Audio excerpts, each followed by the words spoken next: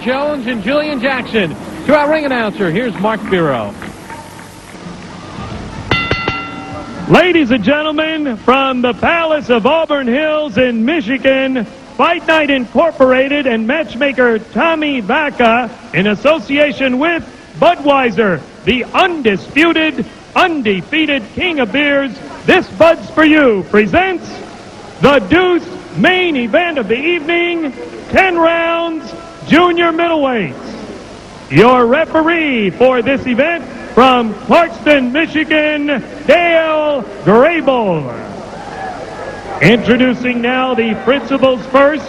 In the red corner to my right, wearing the blue trunks with the gold trim, he weighs in at 155 1/4 pounds with a professional record of 38 victories, 8 defeats, 2 draws, 1 no contest, and 26 wins coming by way of knockout. He hails from Detroit, Michigan. Here is Anthony Jones. His opponent in the blue corner, wearing the white trunks with blue and red trim, he weighs in at 155 3/4 pounds. His professional record reads 55 victories, 5 defeats, 49 wins coming by way of knockout. He hails from the Virgin Islands and now makes his home in Las Vegas, Nevada, the former 2-time WBC junior middleweight champion and former WBA middleweight champion, Julian the Hawk Jackson. 10 rounds, junior middleweights. Come on, man, let's go with it. Listen, gentlemen, you're giving your instructions in the dressing room. I expect you to obey my commands at all times. Good luck to both of you. Protect yourself at all times. Touch them up. Good bout. Scheduled for 10, there's Julian Jackson.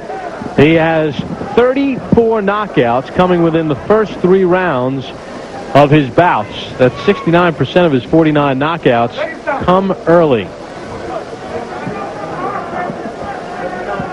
And Anthony Jones, 33 years of age, fought 53 days ago, knocked out by Tony Marshall. Had given up boxing after a loss in 1995 to Yuri Boy Campos. He was knocked out in the second round. Says he didn't train. He mentally was not ready. So he decided to start a towing service. And he had to get back into boxing in 1996 because someone stole his Ford Super Duty tow truck.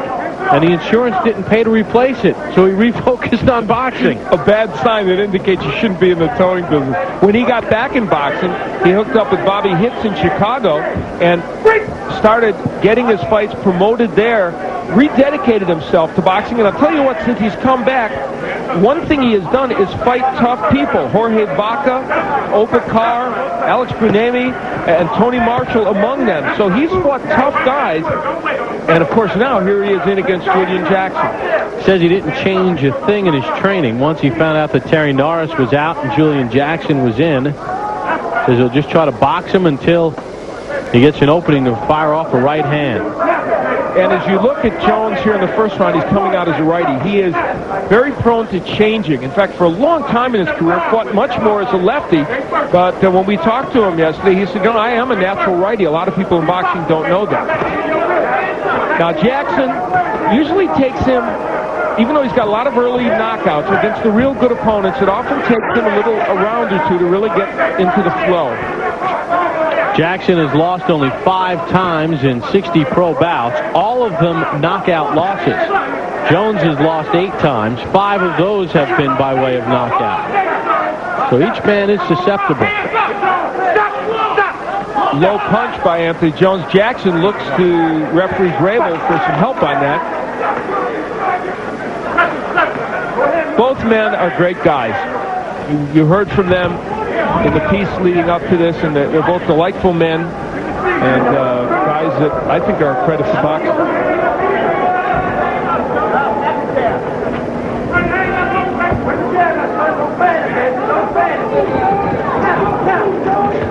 Feeling out process here in round 1.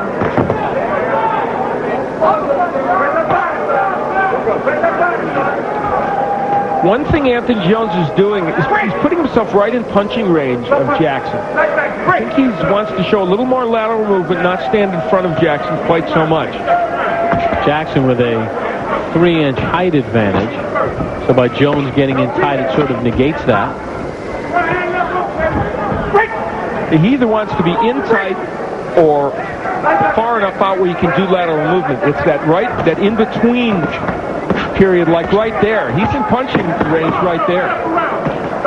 Closing seconds of round number 1 as Jones goes to the southpaw stance, scheduled for 10 on the deuce.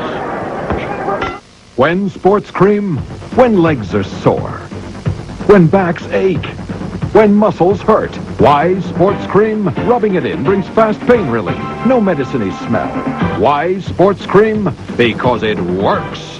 Why is America on America Online? It's the internet and a whole lot more. Email's great. AOL now offers more benefits. And we've spent over $500 million to triple capacity. I send pictures all the time. Everything is there, right at my fingertips. So easy to use, no wonder it's #1.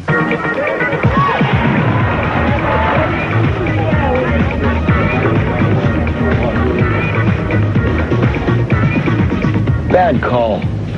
I know all about bad calls, Mike. Take the 1986 Academy Awards, for example. I was completely snubbed for Stand By Me. I mean, did you or did you not think that train was real? I thought the train was real. Exactly. Good acting. That's what that is.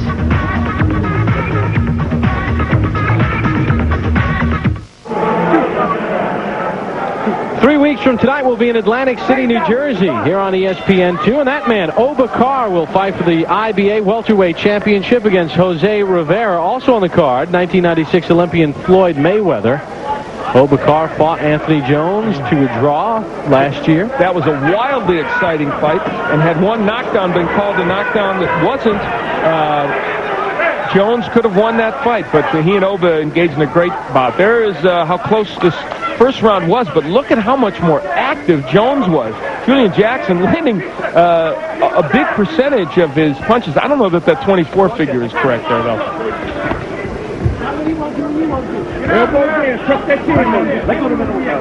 Are you questioning the comparable Logan Hall? No, I just think that we may have juxtaposed a few figures there, because 19 out of 25 is not 35%. Yeah. As bad as my math is, and everyone that watches this show knows it's bad. Oh, and it's I know bad. it's bad. I know it's not 35%. What about Jones switching in this bout? Lefty, righty, lefty, righty? He does it, Bob, and he does it with impunity. And I think it's such a natural thing for him that he's one of the few fighters that literally does it so instinctively, I don't think he knows when he's going to do it. Jones fought twice for the lightweight title. Back in 89 and 91. And so he has come way up in weight to be fighting in the junior middleweight division here. Pernell Whitaker and Edwin Rosario, two of the greats, were people who lost to him. Yeah, Rosario knocked him out in the 6th round. He lost a decision to Whitaker, who, although Jones is a very good boxer, he wasn't better than Pernell Whitaker. No, very few out, if any. There's a good straight left hand. Now, Julian Jackson backing up a lot more in this bout than you're used to seeing him. Jackson's punches are wider than normal even. That's a bad sign for him. Jones throwing lots of straight punches right up the middle. A little short uppercut from Jones. Is that a function of age? You know, when you get to 37 years of age, now you're trying to just load up on big punches and end things quicker as opposed to having some volume? Especially as you look at the numbers landed in this round, especially when you are by nature a knockout puncher. That's true, Bob. Sometimes you make those punches wider, you don't put them together as much as you'd like. Oh, there's a big hook, though. And I'll tell you, Jones is in the wheelhouse for that hook when Jackson throws it in a compact fashion as he did. They both exchange hooks there. Anthony Jones really doesn't want to be exchanging this way with Jackson, even though he's probably winning this round. Final seconds of round number 2, shaping up to be a good bout between Julian Jackson and Anthony Jones. You heard about the high-endurance deodorant challenge from Old Spice? It's great at stopping odor. But what if you got to stop sweat? Well, now High Endurance makes a powerful new anti-perspirant. A white solid that goes on clear. See? No white flakes. So you can stay dry without the white mesh you get from some other antiperspirants. Guaranteed. Or call 1-800-PROVE-IT and Old Spice will buy you a stick of yours. So take the challenge. Because this is more than just an antiperspirant. This is the high endurance of antiperspirants. 37-year-old Julian Jackson with 49 knockout wins, but Al, he has been knocked out 5 times, and you take a look at the people that have accomplished that, all in championship bouts, I might add. And all of those, possibly with the exception of Quincy Taylor, who wasn't known so much as a puncher, all had lots of power. Of course, we saw the Verno Phillips fight recently on ESPN. Does have some championship knockout wins against the likes of Terry Norris. So Julian Jackson has had many more highs than lows. Tyrone Boone, his lead trainer. And we get set for the start of round number 3. Scheduled for 10 rounds. In the Palace at Auburn Hills. Big crowd on hand on this Memorial Day weekend. There you take a look at numbers in round number 2. Jones really getting the job done. Throwing a lot. He's been much busier than Julian Jackson. He did say he was going to box more, and in truth, he has pretty much stood in front of Jackson, has gotten away with it to this point. The other big power puncher that really gave Jones trouble is Yuri Boy Campos, who broke his jaw and beat him, but he says that he didn't train for that fight and he really wasn't ready, and Bobby Hicks, his promoter, indicates he wasn't really ready. That was before he hooked up with Bobby. He said he wasn't ready for that fight. But I think he might have stunned Julian Jackson.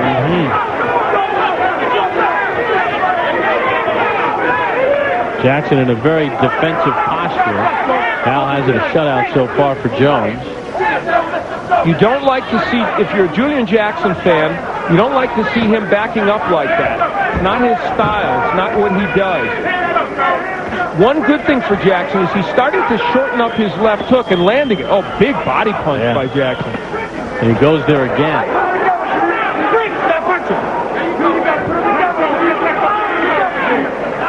I would think Jones, that's very awkward to fight, especially you really haven't prepared like Jackson had. A guy that switches righty lefty constantly in front of him. And Anthony Jones has very good defensive skills. That's something he's always had. His fight with Tony Marshall last time out was really a wonderful bout. And he was doing pretty well against Tony, who was a terrific junior middleweight. And then in the 11th, the fight ended, and Jones very distressed. He still doesn't believe that fight should have been stopped.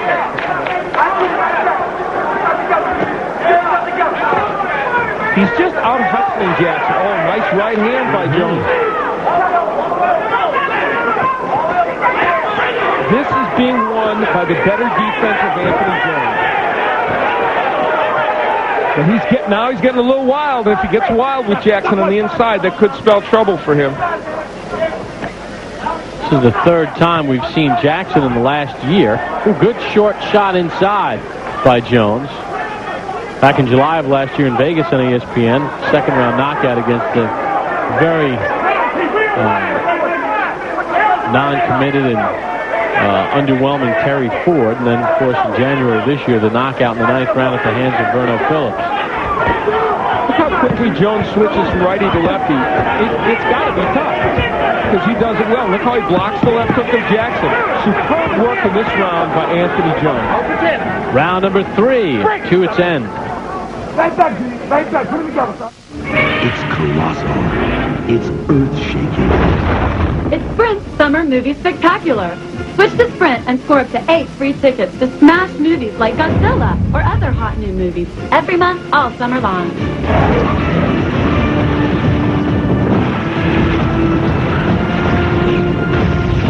Whoa! Those are some special effects! Switch to Sprint and get up to 8 free tickets to your choice of this summer's hottest hits. Call 1-800-PIN-DROP now. What would Memorial Day be without a baseball doubleheader? We have it for you on ESPN. We'll start it off at 1:15 Eastern. The Tigers, led by Damon Easley, travel to Cleveland, take on David Justice. And the Indians, then at 4 p.m. Eastern, to Houston we go. The Dodgers and Astros. The Dodgers second baseman Eric Young will try to use his speed. Greg Biggio playing brilliantly on offense and defense for the Astros. Baseball doubled it Memorial Day on ESPN. I don't know what the Dodgers did today, but prior to today, 5-2 since they got rid of Mike Piazza. The additions are helping them. How about in this town where the Tigers are starting to get rolling, and they're all excited about the Detroit Red Wings as well. And a big win by the Red Wings today in Game 1 of the Western Conference Finals in the NHL playoffs. Of course, we'll have Game 2 of the Eastern Conference Finals for tomorrow night on ESPN. Congratulations to the Utah Jazz on their win this afternoon, sweeping the Lakers. A big right by Jones. Opening 30 seconds of round 4. I have Jones winning all the rounds so far. One round was very close, but the other two I thought Jones really handled. And now he's giving more movement to Jackson. An excellent idea. Making Jackson try and cut the ring off on him.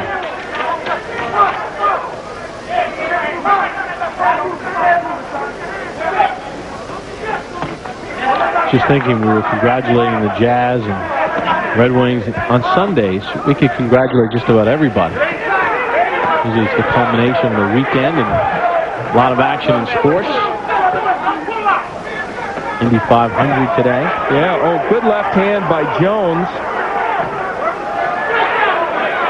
I'll tell you what, Jones is fighting a masterful fight at this point. He really is. He's being aggressive and yet still defensive-minded. Again, a low blow by Jones. The second warning, I think one more time they'll take a point away. I don't think it was intentional, but...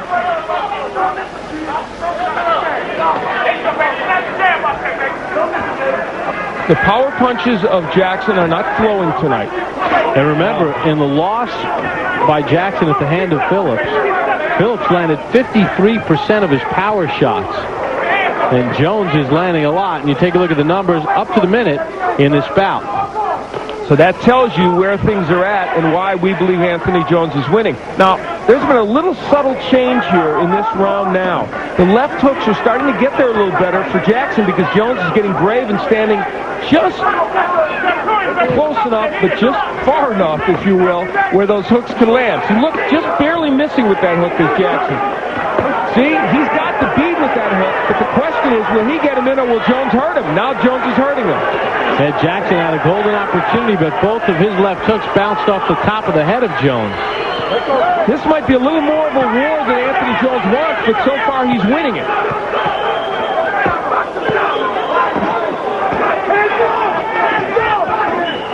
Oh, good double left hook there by Julian Jackson.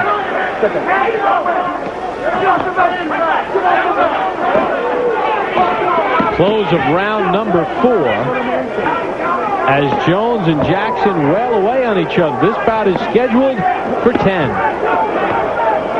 Run, Billy, run! Run! Billy, run! Billy! Run! Oh, man! Your mom's gonna kill me! Got a funny youth baseball video? Enter the Blimpie Blooper Contest. Pick up an entry form at your neighborhood Blimpie restaurant. Cal, sir, I'd like to get my hands on her. Oh, yeah, I'd love to put her in drive. Say hello to the Blank Road Dream, coming to a track near you. Thanks, and enjoy.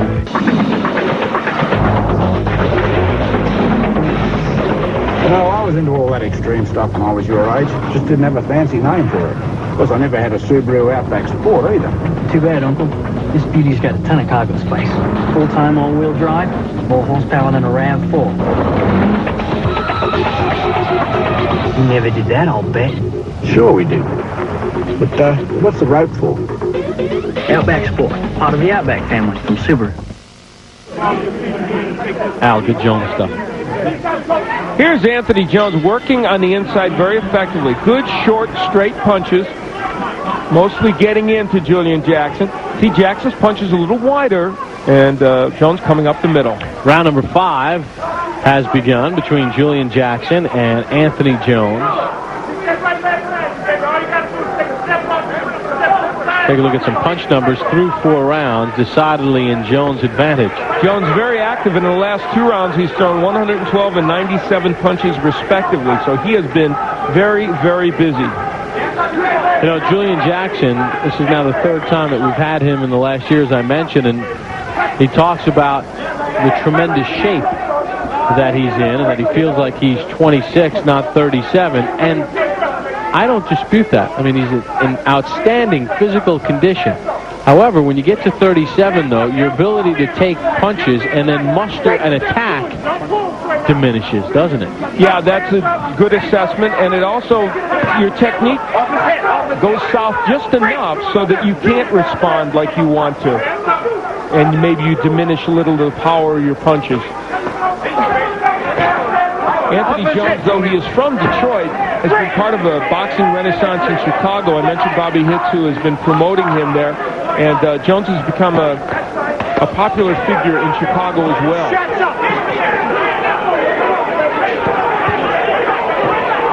Jackson letting his hands go, but not very accurate.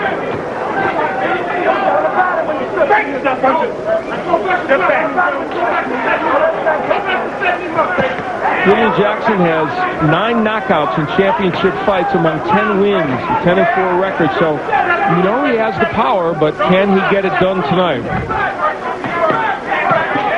There's a good hook by Jackson. That's his best punch of the fight, and I think he made an impact to Anthony Jones. That was the best left hook Jackson has thrown in this fight, and it landed flush.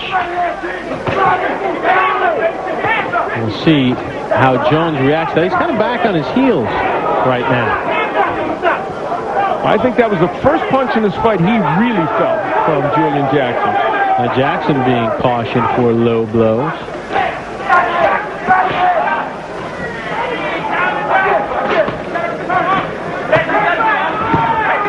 They're exchanging big bombs, and both men look vulnerable to be hit. Now, this has been Jackson's best round, I think, of the fight.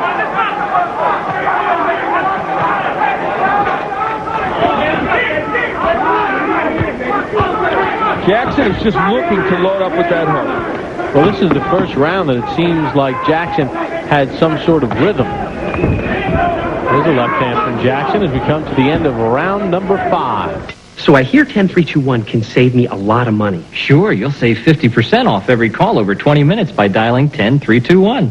Well, does it matter when I call? Nope. 10321 saves morning, noon, and night. Can it save over AT&T One rate? You bet. 10321 is always cheaper than AT&T One rate on every call over 20 minutes and on all calls all weekend. Sounds too good. Don't take my word for it. Just dial 10321, then 1, and the number. You don't have to switch companies. So look for these savings on your phone bill. I will. I have a lot of fun playing characters that are impulsive and dramatic, because the real me is pretty basic. I'm even a little practical. Like a while back, I noticed I had some flakes. So naturally, I started using Head & Shoulders. Of course, it helps keep the flakes away. And if it leaves my hair looking like this, why mess with a good thing? Head & Shoulders changes dandruff problems Into beautiful hair. With Jones fighting as a lefty, here is the nice left hook from Julian Jackson in the last round. Now, it did land pretty well. Jones was able to turn his head a little bit as it landed, but I still think it had a pretty good impact. All right, round number 6 underway in a scheduled 10-rounder between former world champion Julian Jackson and Anthony Jones. Power punches in round number 5. There's an indication that Jackson did have his best round of the fight, and so many of the punches that are being thrown are power punches, though they're using the jab mostly as a rangefinder. Now, Jones going down to the body. Jackson did most of the body work early in this fight.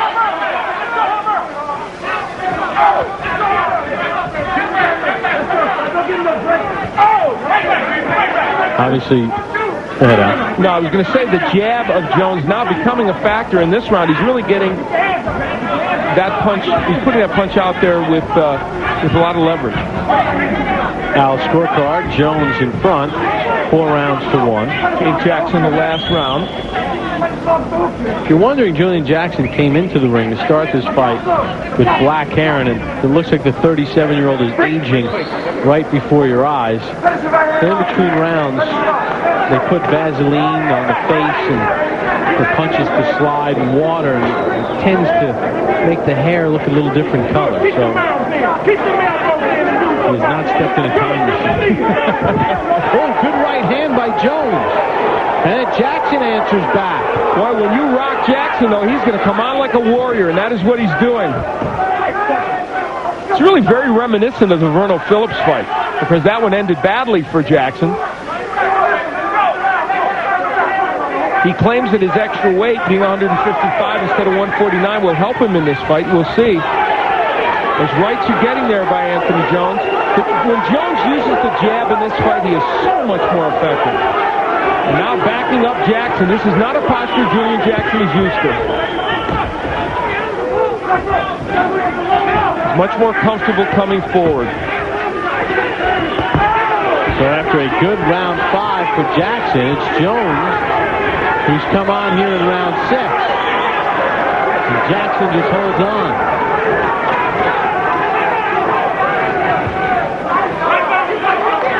In the last 2 years since he has come back to boxing, Anthony Jones has been a very consistent performer, and you see evidence of that here tonight. When you have Julian Jackson retreating, you're doing well. Right hand from Jones.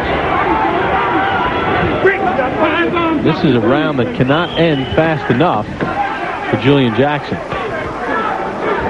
The hand speed of Jones, the jab, have really given Jackson a lot of problems here. And that is the end of round number 6. We'll take you to Anthony Jones' corner. His lead trainer is David Gray. How you feeling, black man? Let's go, baby. How you feeling, man? Take a deep breath.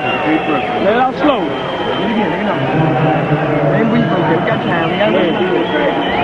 Baby, listen here, Baby Jones. Don't get in this close face with me, man. It's the pick time and now popcorn time. Up and down with it. Listen, next time you heard him, go to his body, okay? Okay? It's the head hunting again. It's some head hunting. Right. Okay, let's go up and down. There you go, baby. Just relax again, I'm boxing. You heard him, I'll be boxing. Few men switch as much as Anthony Jones does effectively. And he does it almost in mid-punches sometimes. Now, a lot of times that's a problem because you square yourself up, and in a way that was the case there against Julian Jackson, and yet Anthony Jones is able to get away with that. Here's an interesting stat over the course of his career. Although Julian Jackson is known to be the knockout puncher of the two with 49 knockouts, and as I mentioned, 34 of his 49 coming in the first 3 rounds, it's Jones who has more knockouts after 6 rounds. Jones has 8 after 6 rounds. Jackson in his career has 5. Take a look at the numbers, and I believe those are the numbers in round 6. We'll re-rack those for you. There we go. Through round 6. There you go. A big edge to Anthony Jones. And part of the reason he has that big edge is in the last round he did outland Jackson 46-18. So he is building up quite a margin. As far as that later power, Jones does have 5 7th-round knockouts. One of the interesting things about Jones is when you think he's come up to 154 from 135, he brought some power with him, didn't he? He's been able against these good junior middleweights to hurt them. You know, he had Carr down. He had Marshall in some trouble during their fight. He scored a couple of impressive knockouts.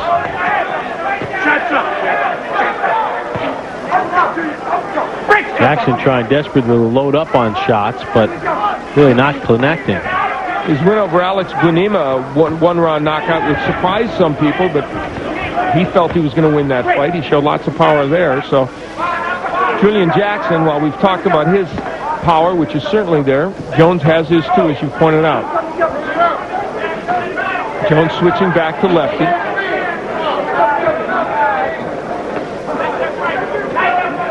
Jackson has slowed his attack, very much picking his spots. And you know, Jones is doing a very smart thing now, going to the body, Bob. You got a 37-year-old fighter in front of you. We're headed into the mid to later rounds. Going to the body is a great idea. Remember, this is a 10-round bout. In the round, Jones landing 15 more than Jackson. So that tells you right where we're at. What a great innovation. I really enjoy seeing that.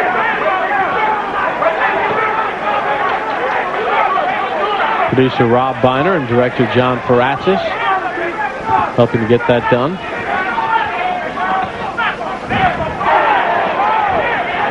Big right hand by Jones.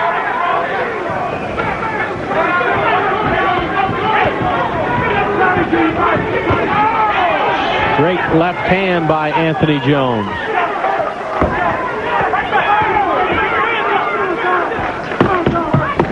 And the 33-year-old Anthony Jones really taking control of this bout. 3 more rounds to go after this timeout on the deuce. Oh, Jackson turned. I got set up! What if the devil gave a concert? And someone made a bootleg? I need my board. The music from the X Games. A dozen dirty tracks featuring the Mighty Mighty Bosstones, Fat Boy Slim, 11, Descendants, Days of the New. Get the clown. Plus Pennywise, Fu Manchu, Pantera, and more. Let's take a ride. Get the music from the X Games. Available now at all Best Buy locations. Welcome back to the Palace at Auburn Hills. Final seconds of round number 7. And Julian Jackson got hit by a tow truck. Right at the end of the round, very much like the Verno Phillips fight when he got hit with a huge left hook. It was a right hand by Anthony Jones, and Jackson went down, was able to get up before the count, but boy, he was rocked. A beautiful straight right hand by Anthony Jones. He's landed several good ones in this bout before, but none as good as that. And 37-year-old Julian Jackson hits the canvas again.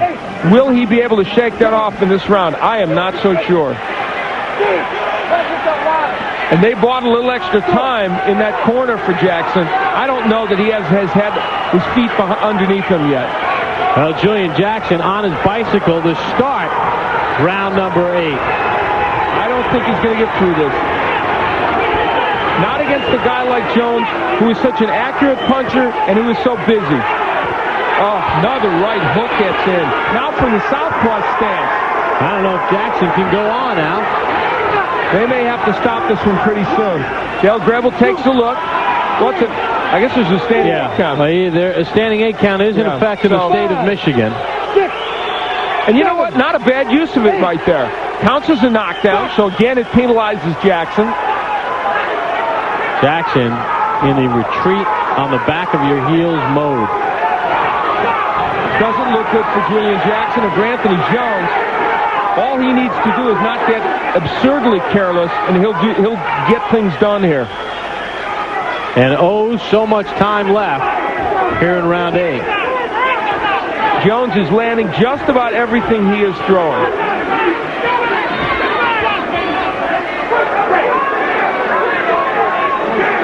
Very reminiscent of the Verno Phillips fight, where Jackson was in a war until the middle to later round and then got whacked. Approaching the midway point of round 8, left hand from Jones, works the body. Left hand, and that's it. Dale Grebel is stopping it. Well, if it was an odd time to stop it, guess what? Julian Jackson didn't complain, so it may have been the appropriate time. And for Anthony Jones, it punctuates what for him was a very important and good win. I'll tell you what, though, the only thing bad about stopping it like that is it may inspire Julian Jackson to continue boxing professionally. Yes, and at this juncture, while I'm never one to urge boxers to retire prematurely, I think Julian Jackson is getting hit with a lot of big shots that he doesn't need to in some of these fights against the better junior middleweights. So for the second consecutive bout, Julian Jackson has been stopped. In January, knocked out in the 9th round by Verno Phillips. Tonight, that man, Anthony Jones, stops Julian Jackson unofficially at 131 of round 8. Now, Anthony Jones was landing most of what he was throwing. I'm sure that's what prompted the referee, Dale Grebel, to get in there and stop this. And one straight left hand here kind of stopped him in his tracks. And I think at that juncture, he felt that he was just going to take a lot more punishment and stop the fight. And really, Julian Jackson didn't. Of the 8th round, the winner by technical knockout, Detroit's Anthony